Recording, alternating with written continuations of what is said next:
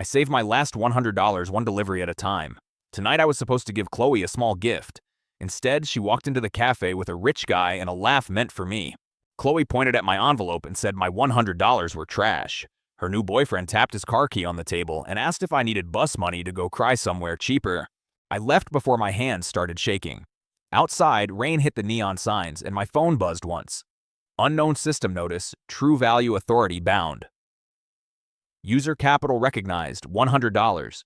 I thought it was spam until the cafe menu behind me changed. Coffee, $0.00002. Cake set, $0.00007. My chest went cold. Either I was losing my mind or the world had.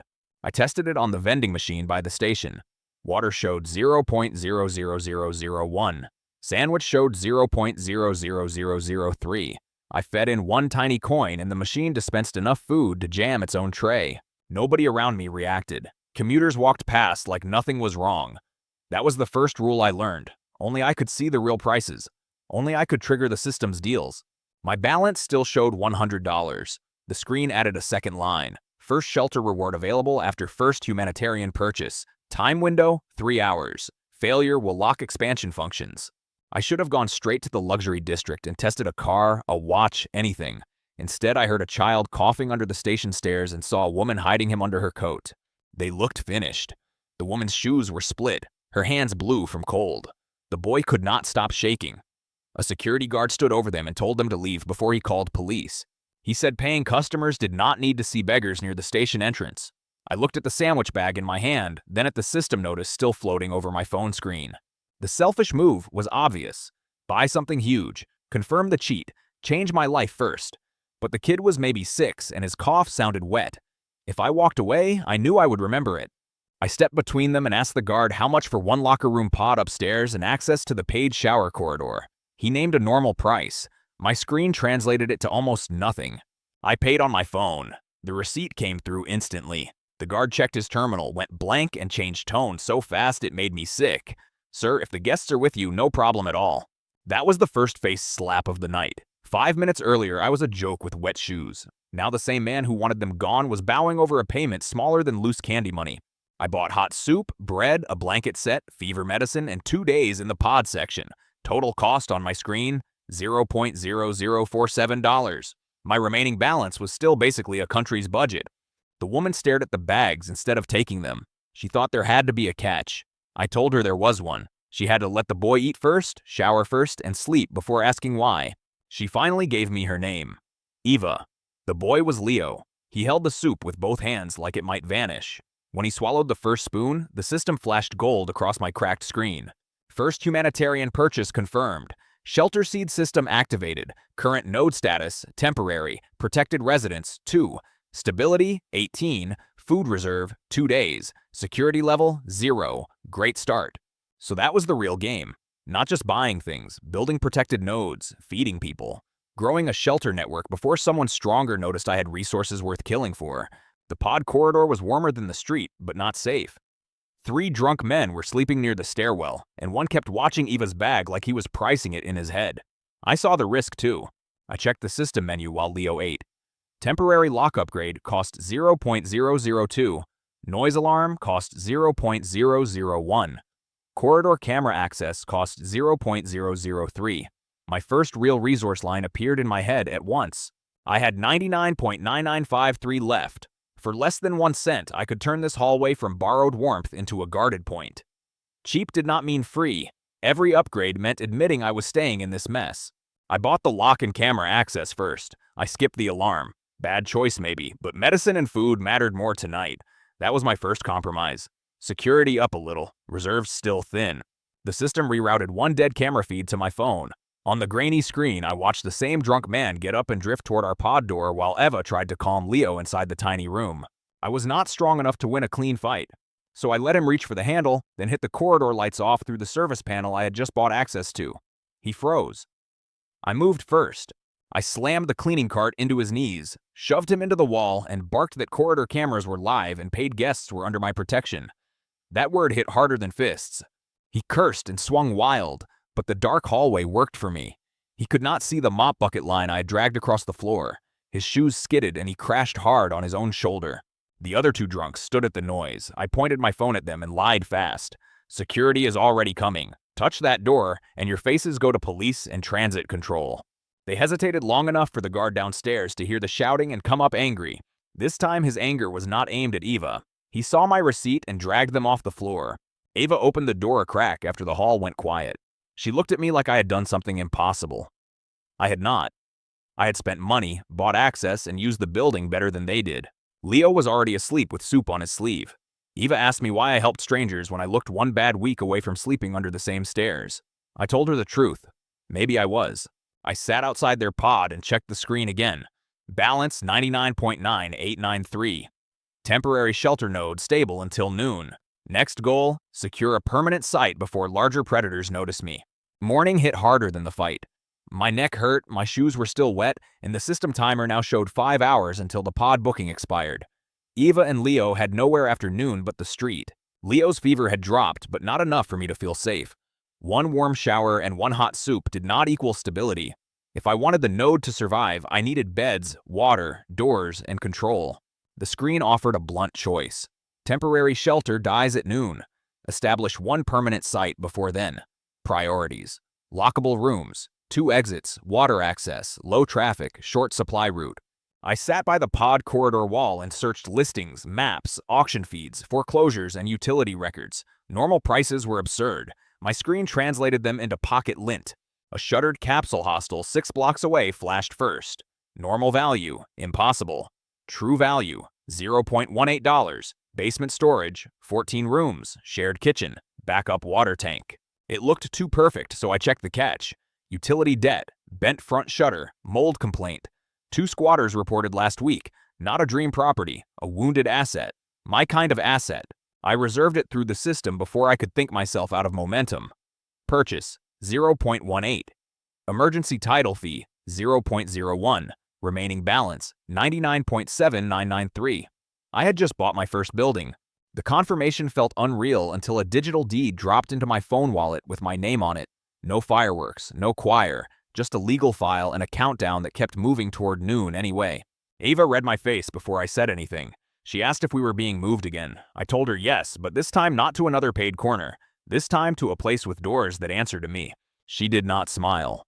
Smart. People who have slept outside do not trust hope until they can lock it from the inside. She packed the blanket, medicine, bread crusts, and Leo's shirt in silence. I bought 3 breakfast sets from the station cafe. True price, 0.0002. The same cashier who would have ignored me yesterday called me sir 3 times and wrapped the food like it was for a minister. Leo ate slower this time. Good sign. Eva watched me like I was a trick with teeth. I couldn't blame her. A stranger buys breakfast, medicine, a room, and now says he owns a hostel by lunchtime. I showed her the deed. She stared at the file, then at me, then at the balance line I kept hidden. I did not show her the 99.7993. Not yet. Trust grows better when it has to survive facts. The hostel sat on a side street between a laundromat and a closed pet shop. The shutter was half bent inward. Second-floor windows were painted black. Good for privacy, bad for surprises. Before going in, I bought a basic tool pack, rubber gloves, 2 flashlights, bottled water, bleach tabs, instant noodles, and a cheap first aid refill. Cost, 0.026. Remaining balance, 99.7733. I also paid 0.003 for municipal key archive access and 0.002 for camera ping rights on the block. Every time I spent, I heard the same internal math. Comfort later, control first, image dead last. Leo was too weak to walk fast, so I carried him the last block. He slept on my shoulder, hot and light as nothing. Eva saw the street and tensed before we even reached the bent metal shutter. She had the same thought I did. A place sold that cheap would not be empty. The system agreed. Warning: unregistered occupants likely. Direct confrontation not advised. Finally, useful honesty. I did a slow lap around the building instead of marching in like an idiot. Rear fire stairs, basement vent. Laundry loading door, chained from outside. Roof line low enough to cross from the pet shop. 2 cigarette ends still warm near the side wall told me someone was inside. Fresh boot marks near the loading door told me at least 2 someones. I was one guy with a sick kid on my arm. So I changed the problem. Winning a fight was impossible. Winning access was not. I rented a locker in the laundromat next door, moved Eva and Leo there for 1 hour, and went to buy leverage. Leverage turned out to be boring. Portable door wedges, zip ties, a pry bar, a kettle, instant coffee, bread, more noodles. 1 can of pepper spray. Cost $0.019. Remaining balance $99.7543.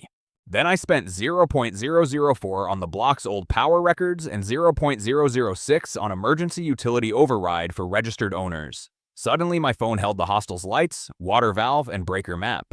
Now I had a building, a rear route, and switches. Still not enough to fight, but enough to make other people lose their footing. Strategy beats courage when courage is all your enemy expects. I put Eva and Leo in the laundromat back room with food and 1 flashlight. I told her not to open for anyone but me. She asked if this was normal for rich people. I said I had no idea. The first squatter I saw was a tall man on the second-floor landing, unshaven, half awake. Shake, scratching his chest with a screwdriver. He looked down the stairwell and shouted for someone named Rook. I did not answer. I hit the basement breaker from my phone and killed lights only on levels 2 and 3. Then I opened the laundry hall speaker app and blasted the fire alarm through their ceiling. The building came alive badly, swearing, door slamming, feet pounding toward the front stairs. I was already at the rear fire steps, climbing with the pry bar and the key code I had bought. The roof access door had a cheap rusted lock and a frame softer than old bread. 1 pry, 1 knee, and it gave. I slipped inside, wedged it shut from behind, and listened to the panic moving below me. 3 voices, 1 woman, 2 men. Better than 6, worse than 1. They thought cops or city inspectors were coming, which was perfect. Fear of paperwork has saved me almost as often as real courage. I used the service app to unlock room 304 and 305, then turned the corridor lights back on just long enough for them to run the wrong way. The woman cursed. 1 man kicked a door. Good. Spread out. While they searched the bright floor, I took the dark staff stairs to the office. Mold, dust, dead monitor, broken coffee machine. Also the MasterCard box, right where the file said it would be. That moment changed everything. With a full key ring in one hand and building control on my phone, the hostel stopped being an abandoned problem and started becoming an actual asset I could organize. Rook found me first. Mid-30s, broad shoulders, lazy eyes, knife clipped to sweatpants. He smiled like he had already decided I was softer than the documents in my pocket. He was only half wrong. He asked if I was city staff, then asked if I was stupid. I said I was the owner. He laughed until I showed him the transfer file, utility control, and the camera light above the office door. He still stepped closer.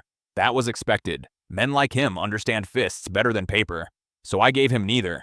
I cut water to the upper bathrooms and triggered the lobby shutter halfway down. His smile finally slipped. The woman upstairs shouted that the front exit had jammed. The second man swore about toilets not flushing. Small humiliations move people faster than speeches ever will. I offered terms before he regrouped. Leave now with what you can carry in 1 trip, and I don't send your faces to shelter blacklists. Stay, and this building gets very difficult for you. That was not bluff. The system had a paid option for nuisance reporting and identity scrape from hallway cameras. Cost $0.007. I did not buy it yet, but the menu on my screen made my lie feel solid. Rook called for the others. The woman came first, thin, tattooed, smart enough to see leverage when it was standing in front of her. The third one had the heavy, stupid look I worry about most. He rushed me. Not because he had a plan. Because some men get angry when a door obeys someone else. I moved sideways, shoved the mop bucket I had dragged into the office hall, and sprayed his eyes. Pepper spray is not elegant, but it beats heroism. He went blind and hit the wall hard enough to drop the pipe. Rook flinched. The woman stepped back. Their little kingdom suddenly had rules. I did not push for domination. I pushed for exit. 1 bag each, 10 minutes. No touching basement storage. No touching room keys. If I saw them after that, I bought the blacklist option. The woman accepted first. Again, the smart ones always do. She dragged the coughing idiot toward the stairs. Rook took longest because pride is expensive when you have nowhere to take it but the curb. He spat near my shoes and said this block belonged to people who did not use apps to fight. I said that was fine because I did use apps, locks, receipts, and cameras, and all were cheaper than blood. When they finally cleared the front sidewalk, I paid $0.007 for the nuisance report anyway and tagged their faces into the local private security feed. Not revenge, just the cost of sleeping later. Remaining balance, $99.7473. New status, permanent node, eligible pending sanitation, food storage, and 2 resident beds. Security level, 6. Food reserve, 1.8 days. Water access, partial. I brought Eva and Leo in through the rear stairs. The lobby smelled like wet plaster and old cigarettes, but the rooms upstairs were dry enough. Eva touched the wall like it might disappear. Leo asked if this was a hotel. I told him it used to be. He asked if we were allowed to stay. I almost laughed. Allowed had become a very strange word in less than one morning. I chose rooms 201 and 202 because they overlooked the side street and sat close to the service stairs. One room for them, one for supplies. Comfort was secondary, sightlines came first. Sanitation was next. I bought bleach, trash bags, gloves, and filter tablets for 0.011 and had them delivered downstairs by a courier who never guessed he was serving his replacement. For 2 hours, I cleaned toilets, aired mattresses, boiled water in the office kettle, and cleared one hall at a time. Eva joined in once she trusted the doors. Leo folded blankets like a game. That was our first real cycle. Money bought access. Access bought shelter. Shelter demanded labor. Labor turned rooms into a node. A node created safety. Safety let us think past noon. I counted resources out loud because the numbers kept me from drifting into fantasy. Balance 99.7363. Food for maybe 3 days. Medicine for Leo, 2 rounds. Beds, 2 good, 4 usable. Waterline worked on one side only. Kitchen gas was dead. Lobby shutter damaged. Rear stairs solid. Camera coverage, entrance, hall 2, office, basement, blind spots, laundry wall, and roof edge. By late afternoon, the system flashed green. Permanent shelter node established. Residence 3. Stability 31. Daily upkeep estimate $0.09 in food, water, utilities, and risk. That number hit me harder than the deed did. Upkeep, not purchase. The system was teaching me the same lesson twice. Owning something cheap is easy. Feeding it is expensive. I used 0.014 to unlock a bulk food alert filter and found a closing cafeteria selling same-day leftovers. Rice trays, soup packs, bread, eggs. Enough for several days if moved fast and stored right. I rented a handcart from the laundromat owner for what my screen showed as dust money and hauled the food back myself. The owner laughed at my cheap jacket until he saw me pay without blinking. On the third trip back, I noticed 2 boys watching the hostel door from the pet shop shadow. Not hungry watch, counting watch. Someone had already noticed deliveries and lights in a dead building. I did not chase them. I closed the front earlier than planned, moved supplies out of visible rooms, and shifted Eva and Leo to the inner side. Information is a resource, so is denying it to others. Night came with new pressure. 3 days of food meant 3 days of smell, noise, waste, and attention. Enough to keep us alive. Also enough to tell scavengers we were worth testing. That was the real formula, finally clear. My $100 did not make me king. They made me visible. Every smart purchase raised our odds and raised our profile. Growth and danger matched. Before sleep, the system added one last line. Recruit 1 functional ally or lose efficiency to bottlenecks. I looked at Eva, cleaning bowls in silence, and knew the next stage had started. I woke on a borrowed mattress in room 202 with my phone under my cheek and the system notice still open. Recruit 1 functional ally or lose efficiency to bottlenecks. Fair. I was already drowning. Balance 99.7363. Food 3 days if nobody extra arrived. Medicine enough to keep Leo stable, not enough for another fever spike. Locks weak. Labor me, 1 tired mother, 1 sick kid. That was the real shape of my empire. 1 half-clean hostel, 2 frightened residents, 4 usable rooms, and not enough hands to carry food, scrub mold, watch cameras, and stay awake at once. Eva could cook, clean, calm Leo, and spot trouble faster than most people I knew. What she could not do was haul 20 kilos of rice down 3 blocks or sleep in 6 pieces like I did. The system did not want a friend. It wanted a function. Recruit 1 functional ally. That meant someone useful under pressure, not someone impressed by a weird boy with cheap miracles on his phone. I made coffee from the office sachets, ate cold bread at the front desk, and searched employment boards, debt notices, and local disputes until 1 file kept flashing yellow on my screen. Former operations manager. Boutique apartment hotel nearby. Claire Levin. Payroll frozen. Access cards revoked. Staff suit pending. True value of her contract buyout, $0.021. A normal world would call that absurd. My screen called it opportunity. If the file was right, Claire knew bookings, suppliers, keys, cleaning cycles, and how to run a building. I left Eva with the cameras, the room keys, and 1 rule. Nobody enters past the lobby unless I open it. She nodded once. Her face said she trusted the rules more than she trusted me. The apartment hotel looked polished from outside and rotten in every useful way. Brass handles, glossy tiles, and 3 angry employees being pushed out by a lawyer in an expensive gray coat. Claire was the one not shouting. Tall, sharp suit gone slightly frayed at the cuffs. Dark hair tied tight, eyes cold enough to inventory a room in one sweep. She was holding a file box like a shield. The lawyer kept saying the owners owed no unofficial overtime or severance during emergency restructuring. Claire kept correcting his numbers without raising her voice. Enough for me. I waited until security moved the cleaners away and the lawyer turned to make another call. Then I asked Claire a simple question. If you had keys and staff, how long to reopen 20 rooms safely? She looked at me the way people look at teenagers asking bank questions. Then she answered anyway. 12 hours for partial opening, 2 days for proper flow? Why do you care? I showed her the purchase file for my hostel and nothing else. Her pupils tightened. Not because she liked me, because she recognized a valid title transfer and a boy who should not have had one. I told her I had rooms, food for 3 days, 1 water line, no booking system, no supplier chain, and a block already sniffing at my doors. She said, "Then you have a leak, not a hostel." I liked that she did not romanticize the situation. I liked it less when she listed everything I had missed. Waste disposal, laundry rotation, key discipline, stairwell visibility, fire exits. She was right on all of it. I asked what she wanted, not money first. She wanted legal shelter, a working shower, 2 locked rooms, and paid control over operations inside my building. That was reason 2 for hiring her. Anyone who asks for function before luxury understands collapse better than soft people with expensive habits. I bought her transfer on the spot. True cost, $0.021. Wage advance for 7 days, 0.008. Clothing allowance, 0.004. Remaining balance, 99.7033. The lawyer saw the confirmation and stopped talking like he owned the air. That was today's face slap. 5 minutes earlier, he was pushing her out like disposable staff. Then a contract alert hit his inbox and he asked if I needed certified copies. Claire did not thank me. Better. Gratitude fades fast. Competence lasts longer. She scanned the deed on my phone and said we needed gloves, labels, bleach, and an intake notebook. I told her I already had bleach. She said good, then added that bleach without process was just expensive confidence. I almost argued until I remembered the mold line in room 207 and stayed quiet. We walked back carrying office folders, a guest ledger, key tags, and 3 rolls of colored tape she had grabbed before the old hotel strip storage. Good haul for 0.006. On the way, she asked who already lived inside. I told her about Ava and Leo. She asked if Ava could read forms, portion food, and keep her head under pressure. I said maybe.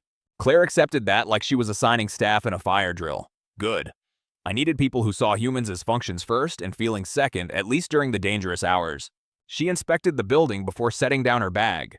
5 rooms checked, 1 office claimed, 1 sink condemned, 1 stair marked emergency only, roof access logged, blind spots mapped. Eva watched her from the hallway with the same expression she had worn for me on night 1. Half suspicion, half desperate hope. Claire noticed and switched tone so smoothly it was almost frightening. She crouched to Leo's height, asked if he liked the room warm or cool, and whether soup tasted better from the green bowl or the white cup. He answered the cup. Claire wrote it down. Smart woman. Then she stood and turned my messy shelter into a job list. Room 201 residence, 202 stores, 203 intake. Office keys only to me and her. Food shelf labeled by day, not by mood. Water boiled by batch. She gave Eva a kitchen station, me a runner role, and herself control of entry, keys, records, and cleaning rotation. Suddenly, the building stopped feeling borrowed. It started feeling governed. That triggered the system. Functional ally recruited. Efficiency penalty removed. Shelter output plus 18%. Waste loss minus 9%. Queue management unlocked. I almost laughed from relief. Claire asked what that smile meant. I said I had just remembered I hated doing laundry. She did not smile back, but one corner of her mouth moved like it considered the idea for later use. Numbers looked better by noon. Balance, 99.6973. Food reserve, 3.4 days. Water safety, 2 days. Secure rooms, 5. Personnel, 3 adults, 1 child. Security level, 8. Still weak. Finally honest again. We would have stayed small longer if the city had allowed it. It did not. At 13:10, the camera on the side wall picked up the same 2 boys from yesterday, plus 1 older girl with a courier bag. They did not approach the door. They counted windows, checked deliveries, and watched who carried water. Claire wanted them gone before they learned our pattern. I wanted one of them inside. I waited until the smaller boy slipped toward the loading alley, then cut across from the laundromat door and blocked his retreat with the handcart. He almost dropped the stolen batteries in his bag. The older girl moved first, not the boys. Fast, thin, black jacket, split lip, courier bag patched with tape. She stepped between me and the kids and told them to run before I called police. I told her police did not care about a bag of batteries, and she already knew that. Then I offered food in exchange for 3 answers. She said I looked too young to negotiate and too tired to bluff. Good read. I bought 4 hot buns from the corner stall for 0.0003 and held them where the boys could smell them. Hunger ruins discipline faster than fear. She cursed and told them to stay put. Her name was Tessa. Not a thief, she said. A route runner. She moved parcels, people, rumors, medicine, and sometimes children when the shelters filled. The boys were her cousins. Useful profile. Tessa confirmed what Claire suspected. Rook had talked. Nothing organized yet, but the block knew a new owner was stocking food in a dead hostel. More eyes would come by evening. I asked what she wanted for regular information. She asked what I wanted to survive. Better answer. I offered 2 meals, floor space, and pay later if she brought signal, not noise. She asked for one more thing, her cousins inside with her. That was the first hard cost of expansion to hit me in the teeth. 2 boys meant food, noise, risk, and more bodies to protect. Claire cut in before I answered. What functions? Tessa did not flinch. Rooftop siding, alley warning, courier routes, black market prices, and names of who buys stolen stock on this block. That was enough to make the choice painful. Painful choices are usually real ones. I ran the numbers in my head. Add 3 people. Food reserve drops under 3 days. Information might buy us weeks. I accepted on trial terms. 1 day. Work first, trust later. Tessa nodded like she had expected worse. The boys inhaled buns too fast and looked embarrassed afterward. Good. Hunger still taught them. System update. Unofficial scout link formed. Personnel, 6. Food reserve, 2.8 days. Risk index, up. Information flow, up. There it was again. Every gain came attached to a sharper problem. Claire put the boys on sweep and carry, not security. Smart. Children should not guard grown men's mistakes. Tessa got route board access after marking 3 safe alleys and 2 dead corners. By afternoon, the building had a front desk, a ledger, a food shelf, 2 cleaned resident rooms, 1 intake room, 1 locked storage room, and a crude duty board taped beside the office. That board was the ugliest beautiful thing I had seen all week. Names, shifts, water boils, supply runs, sweep times, quiet hours. Civilization starts with lists more often than with speeches. The next face slap came just after 1600. The lawyer from the apartment hotel stopped outside with a new client, saw Claire at my desk, and pretended he had chosen to release her all along. Claire did not even stand. She asked if he had come to settle the unpaid wages he denied that morning. He left 10 seconds later without eye contact. Efficient. I liked her cruelty. Not all problems could be solved with paperwork. At dusk, one of the boys on stair duty whistled twice. Visitor at the rear door. Single adult, female, carrying a grocery tote and hiding one hand. Tessa peered through the peephole and whispered the wrong kind of news. Rook's woman, not wife. Worse. Smart, mean, and usually sent first to see where the soft spots are before the men arrive. Claire wanted the door kept shut. Eva wanted no trouble near Leo. I agreed with both, then made the mistake of being curious. Curiosity costs less than bravery at first and more by midnight. We let the woman speak through the chained gap. She offered soap, canned beans, 2 chargers, and battery packs for a warm bed. The tote probably held 1 real item and 3 lies. I asked where Rook was. She smiled without warmth and said men who lose rooms need dinner too. Translation: he wanted inside eyes, not shelter. At least she respected us enough to start with theater. Claire slid the ledger shut and spoke before I could. We trade outside only, daylight only, 1 item first, no entry, no exceptions. The woman laughed and called us a hotel for rats. Tessa stepped close enough to the door for the visitor to recognize her. That changed the tone instantly. You work for them now? The woman asked. Tessa answered with the calmest yes I have ever heard. That yes mattered more than any threat. Tessa was street certified. If she had chosen our side, then the building was no longer random prey. It was becoming a camp with edges. The woman left without trade, which worried me more than a scream would have. Quiet exits mean planning. I bought the alarm option the second her footsteps faded. Cost 0.001, remaining 99.696. Then I bought door contact sensors for 0.006, one emergency floodlight for 0.004, and extra shelf-stable food for 0.031 because expansion had already eaten the reserve harder than I liked. Balance 99.655. Food reserve 4.1 days. Security level 11. Efficiency improving. Threat horizon, local organized pressure likely within 48 hours. Great timing for anxiety.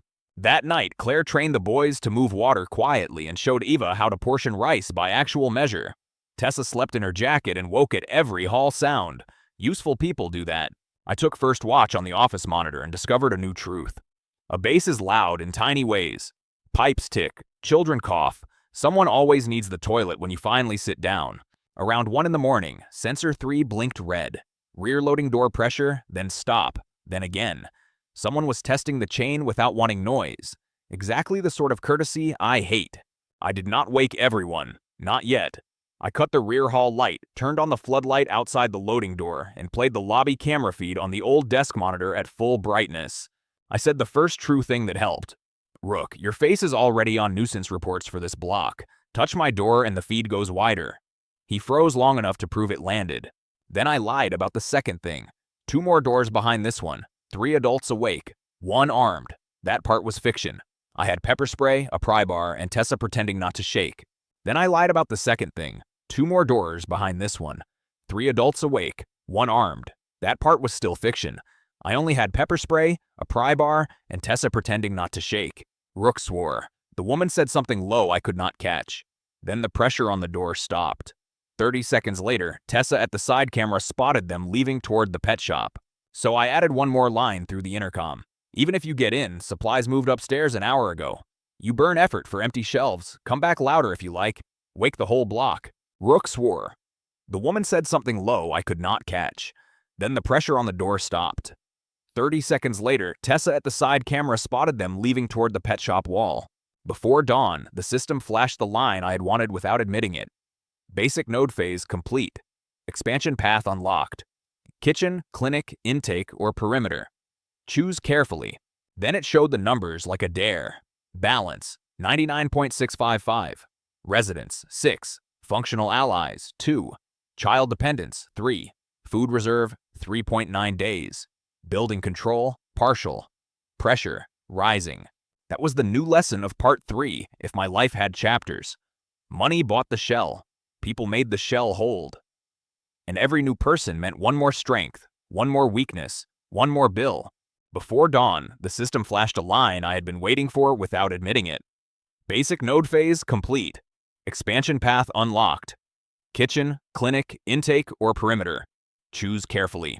Then it showed today's numbers like a dare. Balance, 99.655. Residence, 6. Functional allies, 2.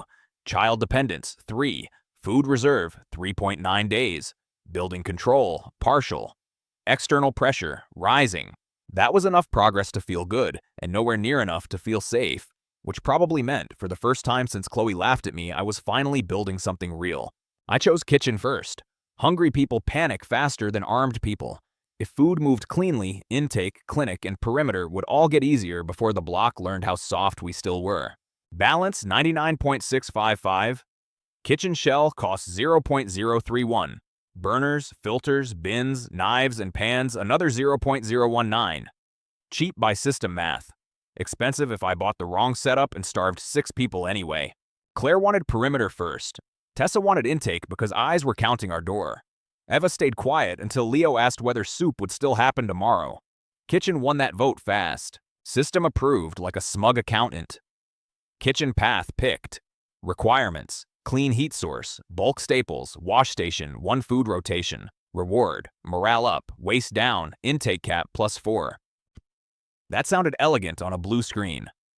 In reality, I had 1 cracked hot plate, a dying fridge, 2 bent saucepans, and a sink that coughed more than Leo did after climbing stairs. I counted before buying. Rice 6.4 kilos, lentils 2.1, bread enough for 1 day, canned soup 18 units, water clean for 36 hours, oil almost gone. Stability was 1 decent meal wide. Visible stock and hidden stock split in 2. Claire labeled shelves by day. Eva handled washing and portions. Tessa marked routes for supply. I moved anything valuable out of sight. Tessa brought the first useful lead before noon. A diner 3 streets over had closed after a gas dispute. Its owner still slept inside. System transfer value on the lease and fixtures, $0.017. Useful. A kitchen without a supply point is just a warmer room. Claire wanted the lease, inventory, and utility keys. I wanted burners and dry storage. We walked there with Tessa trailing the corners.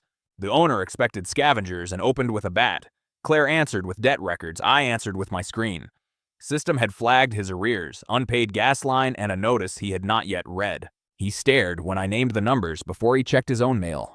Then he stared harder when I offered enough cash to clear the notice and keep him from losing everything at auction. Cost, $0.017. Gas reconnect advance, $0.006. Balance now, $99.632. To him, it looked like I had overpaid a dead diner by a miracle. To me, it looked like tomorrow's broth got walls. The first face slap came from the lawyer who had mocked Claire the day before. He arrived to collect another signature, saw me buy the diner in 10 minutes, and forgot how smug looked on his face.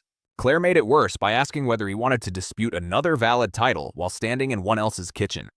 He left without eye contact. I filed his expression under useful memories. The owner, Owen, looked like a clean win. Instead, System flashed another line. Functional kitchen acquired. New bottleneck detected. Labor shortage. One man with money still cannot feed a node. Owen was tired, proud, and angry enough to refuse help from a boy half his age. Then Eva served him our last hot soup from a borrowed pan, and Leo thanked him for the spoons. He stopped refusing. I offered Owen shelter, not charity. Fixed bed, hot water alternate days, kitchen lead under Claire's counts. He asked what the catch was. I think the catch was work. He accepted before the tea cooled. Balance, 99.632. Residents, 7. Allies, 3. Children, 3. Food, 3.6 days before diner salvage. That number dropping after an ally felt bad until I remembered he came with burners and skill. Moving a kitchen across 3 wet blocks was not cinematic. It was grease, crates, 1 dented stove, and Tessa swearing at broken wheel. The boys earned bread day by not dropping glass jars. Claire turned the ground floor into zones before I finished carrying salt. Lobby stayed intake. Office stayed records. Back room became dry storage. Laundry became wash station and prep. Eva took over broth and rice because she could stretch flavor out of almost nothing. Owen handled heat, knives, and safe storage. Claire counted every ladle. I became a runner with too many keys. Dinner looked plain from outside. Lentil broth, rice, onions, stale bread revived in steam. Inside it changed the building. People slowed after hot food. Fear loosened a little. System rewarded the obvious. Kitchen phase 1 complete. Waste reduction 12%. Morale +8. Residents steadied. New choice unlocked after 2 stable meal cycles. Clinic or intake. Stable meal cycles sounded easy once the smell reached the hall and front door. Food is comfort for friends and a flare gun for enemies. By dusk, we had our first line outside without inviting one. 3 women and an old man wanted scraps, work, or floor space. I had room for maybe 1. Claire wanted them logged. Tessa wanted searches. Eva wanted the oldest one fed first.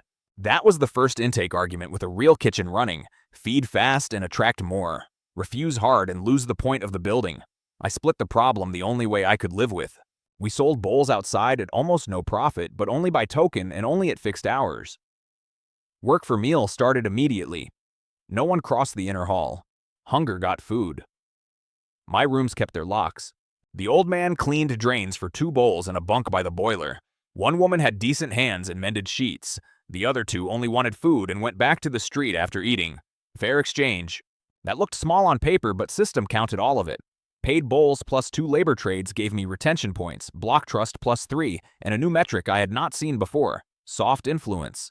Soft influence sounded harmless until Tessa translated it. It means people start talking about us before they test us. Good talk buys time. Bad talk buys knives. Same currency, different smell. I used the diner stock to buy 3 days, not comfort. Flour, rice, beans, dry milk, 2 jugs of oil, and cheap tea. Cost total, 0.041. Normal price looked like a month's wages for half the block. The second face slap landed at the grocery wholesaler. The clerk tried to send me to the cheap line until Claire put the invoice down and asked whether he wanted to lose a bulk order over bad manners. He saw the payment clear, saw my age, saw Claire's suit, and could not decide which insult to believe. I let him carry the sacks himself. Some lessons work better when they bend under 30 kilos. By the next morning, Leo's cough came back hard enough to kill breakfast. Kitchen solved hunger. It did not solve fever, cuts, bad water, or whatever winter would do if we stayed amateurs. I chose clinic next. Claire approved because sickness breaks order faster than hunger. Tessa approved because injured runners stop running. Eva approved because she was tired of counting breaths. System wrote the needs in its usual cheerful way. Clinic path picked. Need: medicine storage, isolation cot, one trained pair of hands, one steady water source. Reward: mortality down, trust up. Trained hands cost more than bandages, and real medics did not queue outside dead hostels. Tessa solved that. She knew a pharmacy assistant hiding in a closed salon after looters stripped her block. Her name was Elise. Former nursing student, unfinished training, survivor. True contract value 0.026.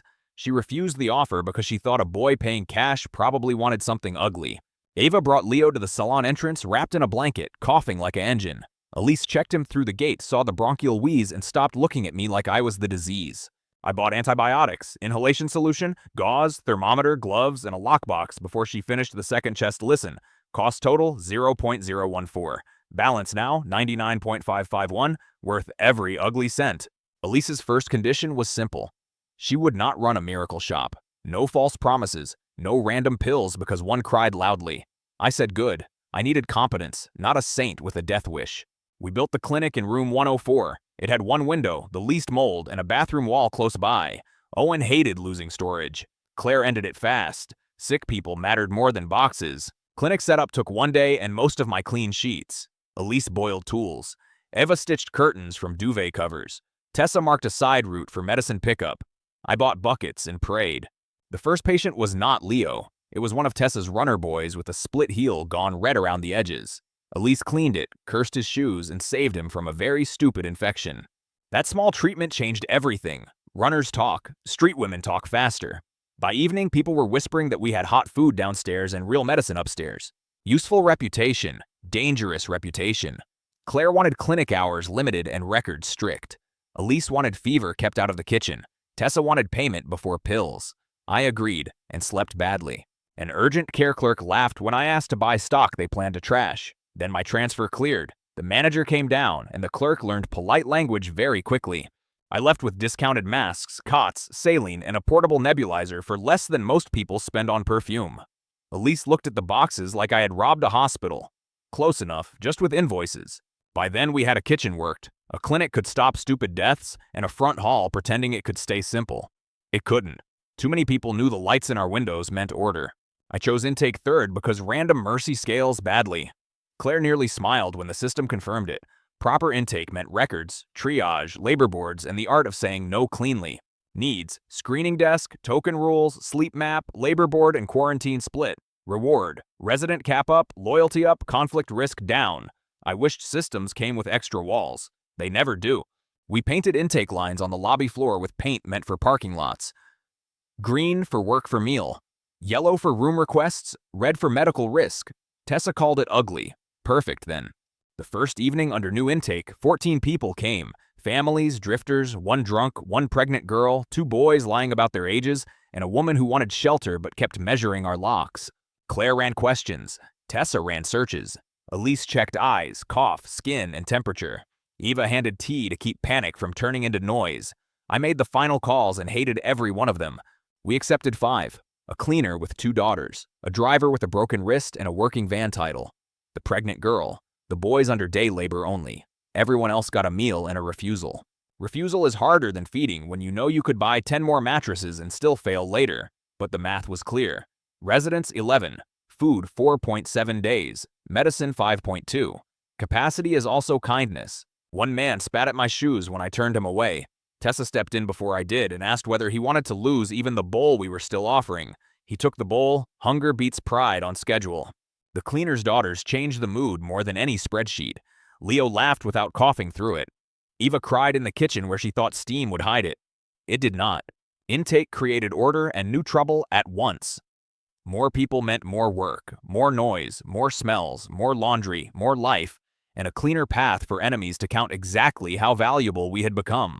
That night, Chloe saw me again for the first time since the cafe. She was outside the clinic line with her rich idiot and did not recognize the building as mine until Claire used my name in front of them. Her face did a beautiful, ugly thing. First pity, then confusion, then fast math as she saw food, lights, women, records, and security around the same boy she had called cheap. She tried to laugh it off, said it looked cute like I was playing manager in a condemned hostel. Claire asked if cute managers usually bought care stock in bulk and ran cleaner lines than aid.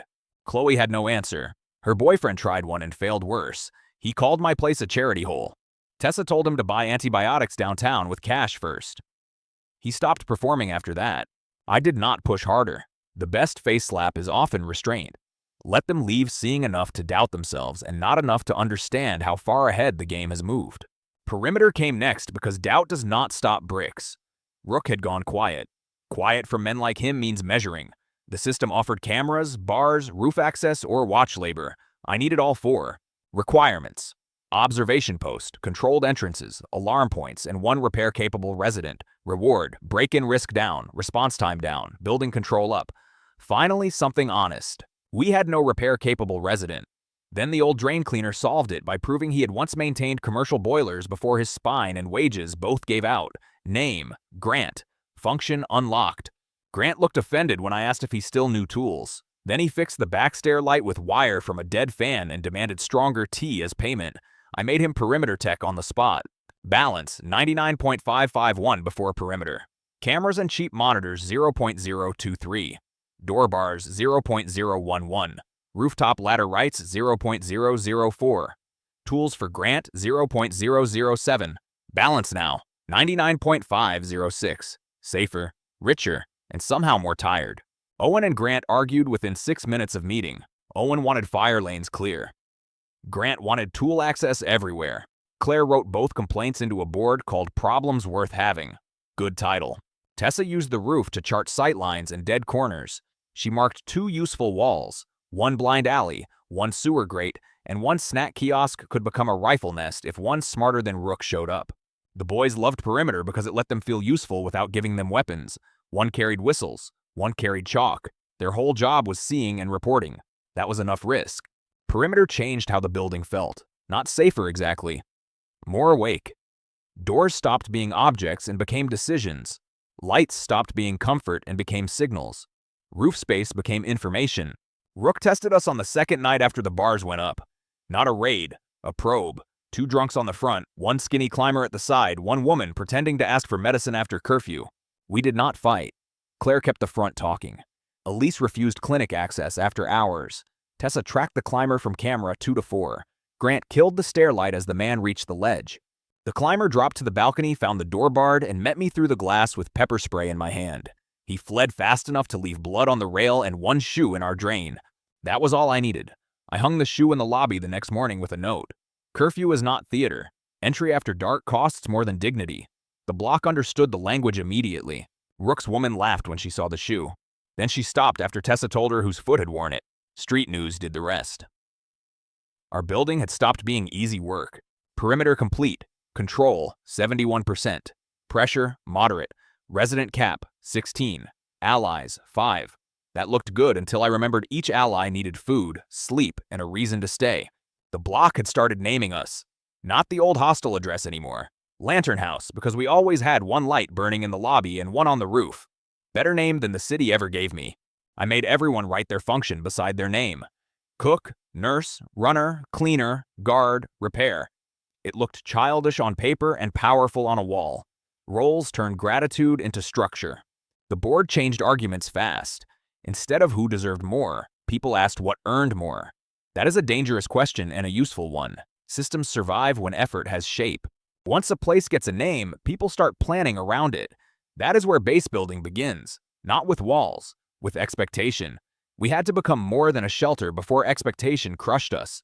I opened a labor board downstairs. Cleaning, carrying, cooking, night watch, sewing, runs, laundry, childcare. 2 bowls or 1 bed credit per shift. Claire tracked every hour like scripture. Money stayed with me. Daily life shifted toward credits because credits kept the building moving even when I was out buying things nobody else could legally or cheaply touch. System rewarded that too. Microeconomy unlocked. Compliance up. Theft risk down if ledgers stay public. Public ledgers are ugly and beautiful. They stop fantasy faster than speeches and expose liars before fights start. The person to challenge credits was an ex-salon girl named Mira, who had pretty nails, no skills she admitted to, and a habit of talking like work was a personal insult. Useful challenge, wrong attitude. Claire would have refused her. Eva noticed the girl's hands and guessed she had once done lashes and makeup. That meant hygiene, steady fingers, and patience. We tested clinic cleaning. Mira passed because she hated being looked down on more than she hated bleach. Elise liked her hand discipline, Tessa liked she heard gossip well, and Claire liked she could be measured after all. That was a lesson worth paying for. Beautiful people in collapse are not automatically useless. They become expensive only if you let vanity remain their only function. I could not afford luxury. I spent 0.006 on salon stock nobody else valued. Soap, combs, pads, disinfectant, hair ties, mirrors, cream, and cheap uniforms. Hygiene station unlocked. Morale up, infection and conflict down. Mira took over wash rotation with the fury of one reclaiming class through folded towels. Within a day, the women stood straighter and the children smelled like soap instead of dust and fear. Huge value. The next expansion was stupidly practical. Bedding. Mattresses had become status symbols in 3 days. I bought 12 from a liquidation warehouse for 0.028 and paid 2 van trips to move them. Chloe noticed. Of course she did. She saw me at the warehouse dock while her boyfriend argued over fuel prices. She looked at my truck, my workers, and my forms like reality had glitched around me. She asked, half laughing, whether I was reselling stolen goods now. I asked if she wanted to buy 1 mattress at market rate. She stopped laughing when she realized I had stock she could not reach. I did not sell to her, not yet. Denial is a luxury too. Better she leaves annoyed and curious than satisfied. Revenge compounds when the first answer is not anger but access denied. Lantern House grew by functions, not sentiment. Kitchen, clinic, intake, perimeter, hygiene, labor board, bedding. Every new layer solved 1 problem and created 2 more. That is real growth. The next problem was heat. Nights were getting sharper and full bellies do not help if fingers stop listening. Grant found a dead boiler room below us with 1 salvageable line and 9 risks. Boiler restart would cost tools, filters, sealant, and luck. Cost 0.013 for parts, 1 full day of labor, and probably a leak somewhere ugly. I approved it because cold kills children faster. Owen and Grant worked the pipes while Elise watched the part where rust becomes tetanus if you treat everything like a montage. Eva fed everyone. Claire kept the ledger mean. Tessa watched the street. When heat crawled through the first radiator, the whole hall exhaled at once. Warmth changed posture. People stopped sleeping in coats. Leo's cough eased by 1 full step that night. System counted that too. Environmental stability up. Child health risk down. Resident retention +2. I was starting to hate how much validation I needed from a blue screen to enjoy helping. Success always sends invitations and invoices together. The invitation came first. A block relief coordinator arrived with a smile too smooth for this neighborhood and asked who authorized our intake. He wore kindness like a clean tie and looked at our ledgers longer than our people. Claire hated him on sight. Tessa hated his car. I hated system tagged him yellow instead of red, dangerous and patient. He called Lantern House admirable, improvised, and unsustainable. Then he offered partnership. Join his network, share resident numbers, route supplies through approved contractors, accept oversight. Face slap opportunity. I asked what his approved contractors charged for 1 week of antibiotics and 6 sacks of rice. He named the rates. Elise laughed first. Claire set my invoices by his clipboard. My numbers were lower by an amount big enough to embarrass him and small enough to look repeatable. He lost the smile, but not the tone. Men like that do not bully first. They collect maps. I declined politely and offered 1 bowl of soup before he left. He did not touch it. Good. Anyone afraid to eat in my kitchen is planning to own it or shut it. Probably both if given a clean route. After he left, the system flashed a warning I respected more than his suit. External structuring pressure detected. Larger actors prefer visible nodes. Growth raises acquisition risk. That was the cliff under Part 4's sweetness. We had a name, rooms, heat, food, medicine, hygiene, records, labor, and people who slept without boots on. Bigger predators had noticed anyway. I checked the board before sleep. Balance, 99.459. Residents, 15. Allies, 7. Children, 4. Food, 5.3 days. Control, 78%. District pressure, rising. Worth it. Not safe. Then the system added the line that would drag us into the next phase. Adjacent node opportunity detected: school kitchen, pharmacy cache, or warehouse roof. Choose soon. Others are moving. I chose the school kitchen. Warehouse roofs could wait, and the pharmacy cache was useless if people stopped trusting our food first. Hunger breaks systems faster than fear, and usually louder too. Cost to secure the school kitchen, 0.042. Cost to clear back taxes and access rights, 0.011. Cost to replace the front lock and power relay, 0.006. Remaining balance, 99.400. The building looked worse than the listing thumbnail promised. 2 broken windows, 1 bent service gate, grease in the drains. But the stoves were real. The cold room worked, and the roof held. Claire called it ugly but strategic. Tessa called it a dinner magnet. Eva only asked how many children it could feed if the burners stayed stable. That was the right question, so we started there. The kitchen gave us 3 things I badly needed: bulk cooking, hidden dry storage, and a reason for decent people to come to us before worse people reached them. Systems grow around warm food fast. First problem, the old lunch supplier still treated the school as his turf. Not legally, practically. He had keys, cousins, and van men who confused habit with ownership. He arrived at noon with 2 helpers and the confidence of a man who had stolen quietly for years. He saw my papers, laughed once, and told me children did not care whose stamp fed them.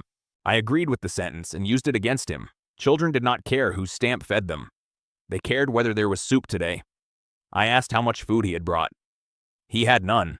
Then I asked how much of last month's milk budget had reached the school at all. He smiled less. Claire set 3 printed transfers on the table and read the missing amounts line by line. Face slap landed clean. He expected a poor boy playing owner. Instead, he met receipts, locks, witnesses, and a woman colder than his accountant.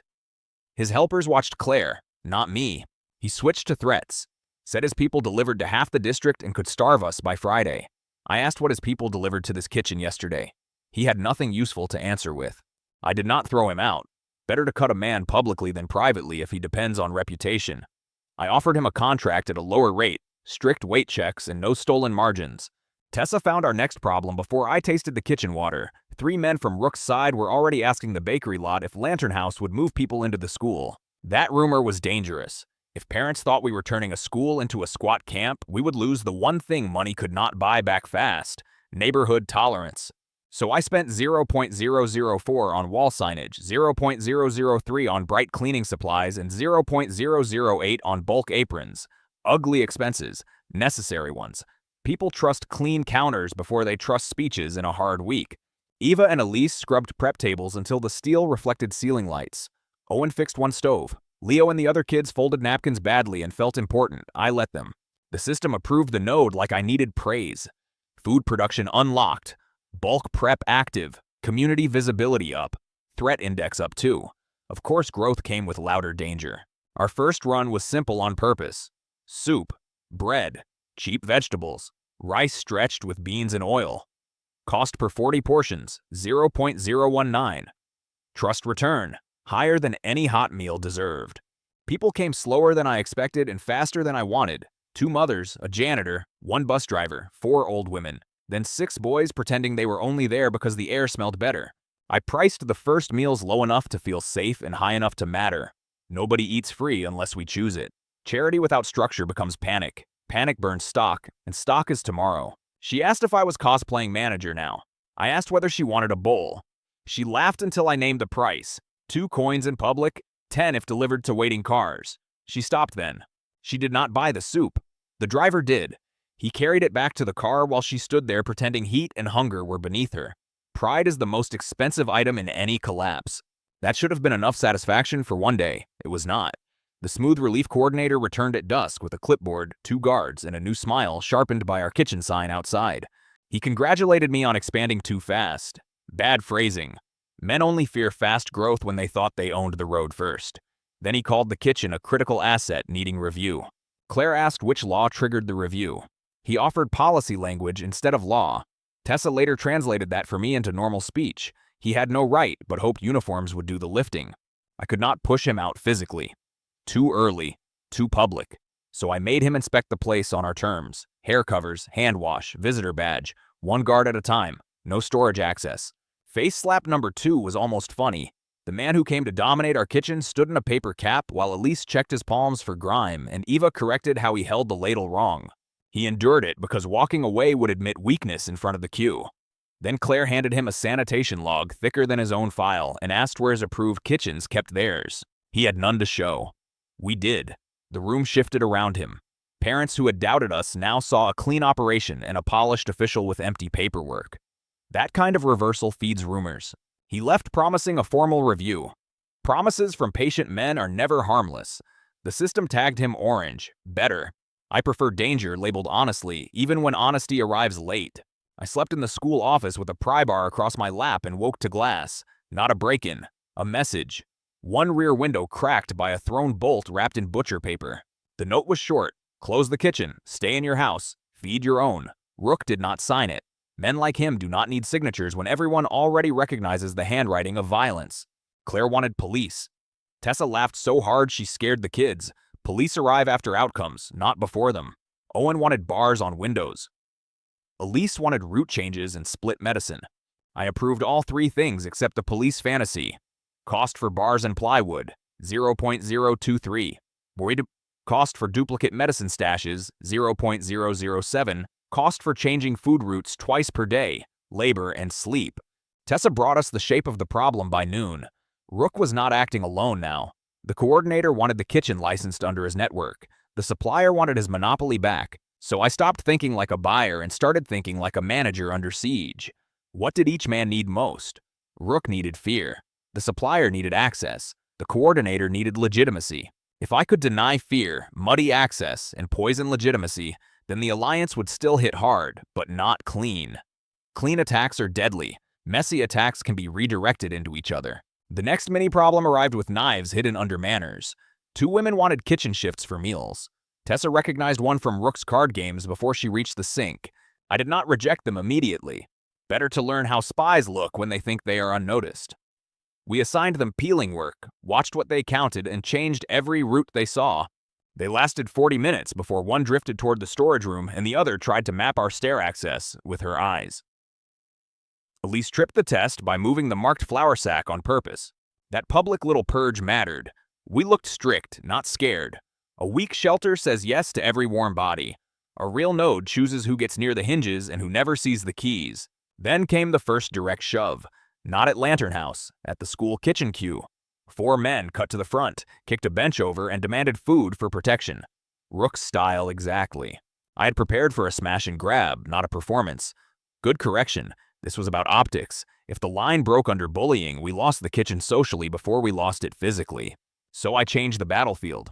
I did not shout at the men. I shouted the numbers. 40 portions total. 5 for elders, 8 for children, 4 for clinic carry. Public count.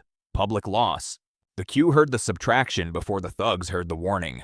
Suddenly those 4 were not hungry men flexing. They were taking bowls from old women and children by visible arithmetic. Face slap landed through math. Angry mothers are stable when they know exactly what is being stolen. The crowd closed inward without touching the thugs yet. Social pressure did the first half. The second half came from Tessa. She stepped beside the bench and named one thug's sister, one man's landlord, and the alley where another still owed for a stolen phone. Street memory is a blade.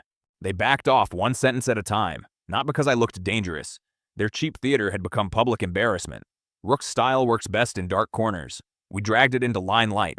That bought us 6 more hours and no more. At dusk, the supplier tried a different seam. His drivers blocked our side street with 2 vans and claimed a loading misunderstanding. Cute, if annoying.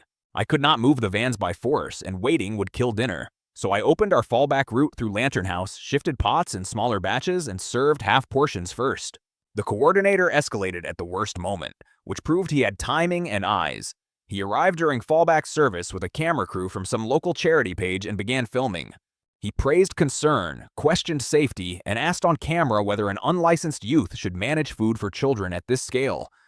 Dirty move. He wanted legitimacy and sympathy together.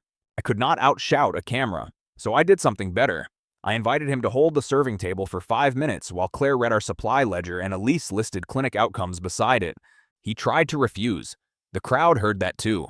Then one old woman asked whether the licensed kitchens had fed her grandson this week. Another asked where their clean soup was yesterday. Good crowd. Public face slap number 3. The coordinator in his pressed coat stood with a ladle in one hand and no answers in the other while Eva quietly served bowls around him like he worked for us. His camera people cut the feed early, but not before the line had seen enough. Legitimacy cracked exactly where I needed it to. Not broken. Cracked. Cracks are all strategy needs at first. That night, the system gave no comfort. External coalition cohesion reduced. Retaliatory action likely. Good. I trust blunt warnings more than glowing bars. Bars do not bleed when doors fail. I split the base for war economy. Lantern House kept children, clinic stock, and sleep. The school kitchen kept bulk food, public access, and decoy storage. One hit should not kill both nodes. Owen and Grant reinforced stair rails, welded a gate plate, and rigged 2 drop lights on backup power. Tessa mapped the 3 fastest exits. Claire cut every luxury purchase on site. I hated how correct she was. No tea, no extra blankets beyond count, no vanity stock, no nice soap for 3 days. Survive first, comfort after. Strategy is often just disciplined ugliness. The hit came at 2:14 a.m., rear alley noise at Lantern House, front lock pressure at the school kitchen, small fires in 2 trash bins, not one attack, a split test to pull us apart. That was smarter than Rook alone. Supplier men knew routes. The coordinator knew response timing. Coalition confirmed. Good to know while my pulse tried to leave through my teeth. I stayed with Lantern House because children and medicine were the core. Tessa took 2 runners to the kitchen roof. Owen and Grant held the stair gate. Claire ran counts like fear was a spreadsheet. The rear alley team tried smoke first. Cheap fuel, cloth, bottlenecks. They wanted panic and evacuation, not a clean burn. Elise killed that plan by dumping wash barrels from the second landing. At the kitchen, Tessa used roof lights exactly how we practiced. She made the building look fuller than it was, moved shadows between windows, and shouted invented names with confidence. That bought confusion, not victory. The supplier's men still reached the side door and started hammering the old lock. Tessa could delay, not hold forever. I needed the coalition to trip now, so I played the one card built for dirty alliances, mistrust. Through the side camera speaker, I shouted that the coordinator's people were already inside taking ledgers and medicine, useful lie. It landed because greed always suspects greed first. The hammering stopped long enough for one man to swear at another. Then Tessa screamed that Rook's boys were stealing van keys. Coalitions built on profit hate, ambiguous theft. 2 groups that should have been breaking my door started accusing each other in the alley. Precious seconds. Strategy loves ugly confusion. Owen used those seconds to trigger the stair light flood. Grant dropped the welded gate. I opened the inner hall and made the corridor look deeper, brighter, and more occupied than it really was. The rear team reached the first landing and met not gunfire, not heroics, but blinding light, a narrow choke, wet stairs, and a wall of noise from 3 floors of awake residents. Good enough. One man slipped. Another hit the rail. Someone below thought that meant we had pushed back harder than we actually had and started retreating too fast. Panic moved downhill for once. Useful direction. At the kitchen, Tessa lit the decoy pantry and left the real dry room dark. The attackers hit the wrong door, dragged out sacks of cheap filler rice, and probably thought they had won something. Costly victory still means cost. We lost 1 stair rail, 2 light fixtures, 6 real meal bins to smoke contamination, and 1 week of calm. Grant took a cut across the palm. Eva shook for hours, but the coalition lost more than intended. Their attack had become public, messy, and visibly divided. By dawn, 3 videos of men fighting over the same alley were moving through the block. Silence. Beautiful silence. Then he claimed infiltration by bad actors. I told him to send that line in writing. He ended the call. Face slap number 4. Quiet, bureaucratic, and deeply satisfying. The supplier tried apology next, which told me his losses hurt. He offered restored deliveries at a discount if we stopped naming him near parents. I asked for 3 free weeks and audited weights. He refused. Of course he did. Men like that would rather lose 10 times than accept a deal that proves they were small. Good. Small enemies teach habits, big enemies cannot afford to forgive. The system closed the block with ugly numbers. Balance, 99.336. Residents, 18. Allies, 8. Food reserve, 4.8 days. Kitchen output impaired. Coalition pressure fractured, not ended. We had won the local fight, but the lesson was clear. I no longer owned a useful trick. I was building territory. Territory pulls bigger eyes, cleaner knives, and enemies who send forms before fire. I did not sleep after the attack. Smoke still sat in the stairwell, and every quiet step made somebody look at the door. Territory feels heavier the first night after it survives being tested. Morning inventory came first. Balance, 99.336. Residents, 18. Allies, 8. Food reserve, 4.8 days. Kitchen output down 23%. Corridor lights half dead. Panic lower than I expected. That last number mattered more than the bulbs. Nobody ran. Nobody stole a bag and vanished. People cleaned soot, stacked bowls, and asked where to move next. Lantern House had become routine. Routine is dangerous in a good way. Once people trust tomorrow, they plan around you. Planning builds loyalty. Loyalty builds structure. Structure makes enemies stop laughing. Claire ran damage like a surgeon. One list for repairs, one for legal exposure, one for rumors. Tessa mapped who filmed the fight, who posted first, and which clips made us look organized. Eva handled the soft front. Soup first, bandages second, children third, adults after. No speeches, just work. The system had been right from day one. Functions beat drama. The system agreed. Shelter stability, +6. Public trust, +9. Acquisition risk, +14. I hated that last line. Every upgrade in our life came with a matching price on someone else's desk. We needed a next node before larger actors boxed us in. The blue screen still held 3 options from before the coalition hit. School kitchen, pharmacy cache, or warehouse roof. Pick one, lose 2. Claire wanted the school kitchen for scale and legitimacy. Tessa wanted the warehouse roof for sightlines and water. Ava just held up our last 2 antibiotic strips. Medicine won. She did not argue long. She just held up our last 2 sealed antibiotic strips and looked at Leo sleeping under a clean blanket. Pharmacy cache won the room without needing another word. Numbers first. Cache value, 0.043. Distance, 11 minutes on foot, 6 with cart. Risk markers, sealed shutters. Private security contract expired. 1 local gang using the rear alley for storage. That meant a simple truth. We could buy the pharmacy. We could not walk in and take it. Ownership on my screen solved paperwork. It did not solve 3 bored men with crowbars and pride. So I built a cheap plan. Spend 0.003 on alley cameras from a closing electronics stall. Spend 0.006 on cleaner uniforms and supply crates. Spend 0.002 on printed city health notices. Hide the rest. Tessa grinned when she saw the uniforms. Claire hated them until I explained. Nobody respects a scared kid with a crowbar. People do hesitate when fake authority arrives clean. 3 seconds is a resource. The master prompt in my life now was simple. Count everything. Time, doors, angles, fear, witnesses, batteries, lies. If I could measure it, I could trade it for position. We rolled out at dusk. Claire in front with the notices, me on the cart, Tessa 1 roofline over, and Grant trailing 2 blocks back. Eva stayed home because bases die when everyone chases 1 prize. The pharmacy sat between a laundromat shell and a shuttered pet shop. The gang in the rear alley was exactly what Tessa promised. 3 men, cheap jackets, no real discipline. Claire walked through the front like she owned the air. She slapped a forged emergency seizure notice on the glass and started talking about contamination and district liability. People always think confidence is magic. It is not. It is rented authority with good timing. While the alley boys circled to understand the words, I cut the side chain and Grant moved the first crates.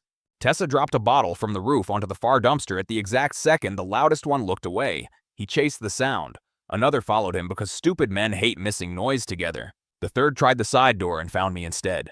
I did not fight fair. I hit him with sanitizer spray in the eyes, kicked the threshold into his shin, and shut him out from the lock.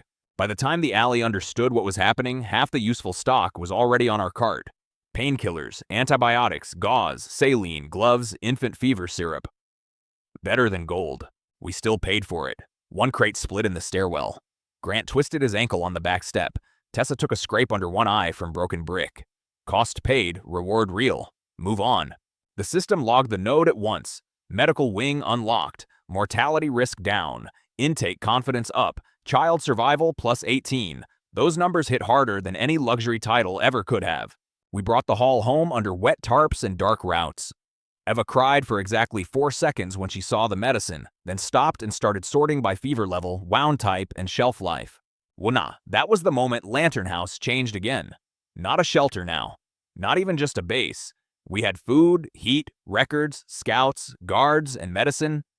Enough to make desperate people walk toward us. They did. By next noon, we had 9 new applicants outside the gate. 2 mothers, 3 teenage girls, 1 old tailor, a boy with an inhaler problem, and 2 brothers I did not trust at all. Growth without filters is suicide. Claire ran interviews. Tessa checked routes. Eva checked bodies for fever and needle marks. I checked the system because trust works better with numbers. We accepted 5 and turned away 4. That hurt. New totals, residents 23. Allies 9. Food 4.1 days after expansion. Medicine 11 days at current use, 6 if fever hits again. Then the forms arrived. Not men with sticks this time. Real envelopes. Property compliance notice, emergency occupancy review, utility audit. Someone bigger had finally noticed us. Claire read all 3 and went quiet in the dangerous way. Same print house, same courier chain, different departments on paper, one hand underneath. Cleaner knives, exactly as promised. The system flashed one final line while Rain tapped the broken rail outside. Adjacent node competition detected. Another authority user entered District 7. Distance, 1.8 kilometers.